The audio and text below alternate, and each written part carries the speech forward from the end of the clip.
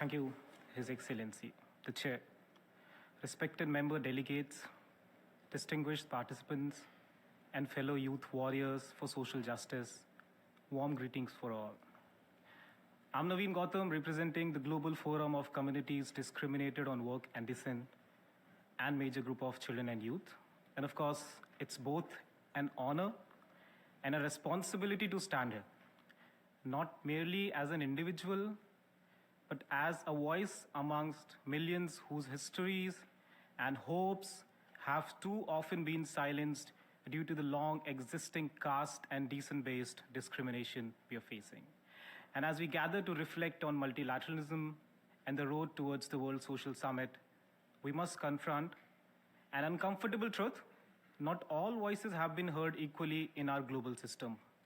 Power, privilege, prejudices, and of course the whole notion of purity and pollution, it continues to shape who sits at the table and who remains outside at the doors.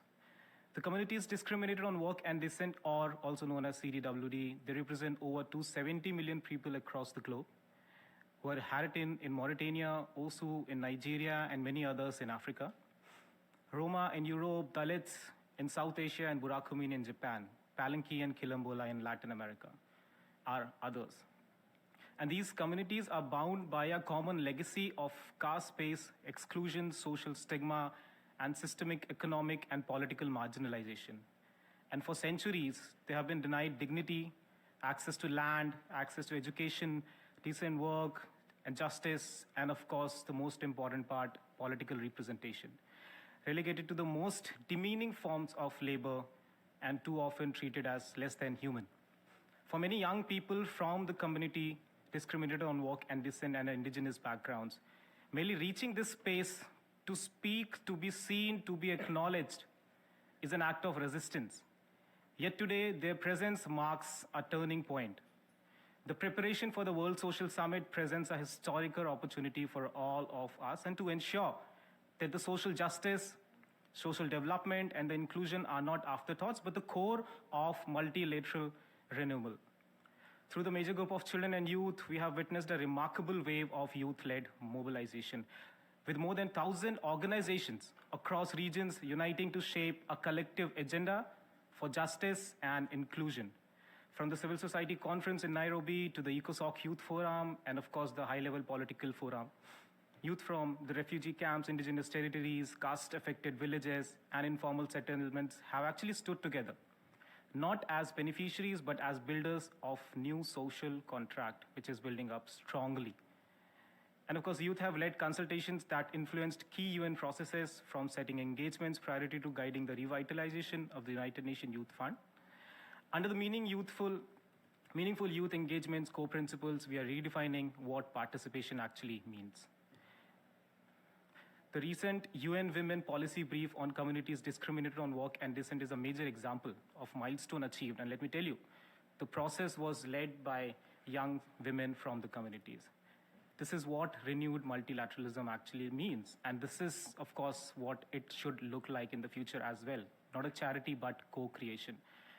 Not inclusion as a favor, but justice as a right. And as we look towards World Social Summit, let us be very clear. Those who have been historically excluded, including CDWD youth, must no longer be invited as observers, but recognized as equal partners in shaping global decisions. And the fight against casteism, racism, and descent-based discrimination must be central to the agenda of social justice and human rights. And today, as I stand, of course, I'm sitting right now here, moderating this session alongside my co-moderator, Ms. Shannon Lisa, our presence is itself a statement that we are reclaiming our rightful space in global discourse. Because the future we are building is not one of silence, it's one of solidarity, it's one of dignity, and it's one about the power which is shared by all of us. And now, I hand it over to my co-moderator, Ms. Shannon Lisa, Global Focal Point Chemical and Waste Youth Platforms. Shannon, the floor is yours. Thank you. Next segment of our discussion, which is the interactive dialogue with all of you. Thank you, Shannon. Without wasting much time, we are already running late. But before we move to the floor, let's also take a moment to think about what does the future of multilateralism looks like through a social inclusion lens and of how can youth and marginalized stakeholders help to shape it despite existing barriers, and how can the Pact for the Future and outcomes of the World Social Summit serve as concrete roadmap to rebuild trust, close the implementation gap, and ensure intergenerational equity in the United Nations work globally.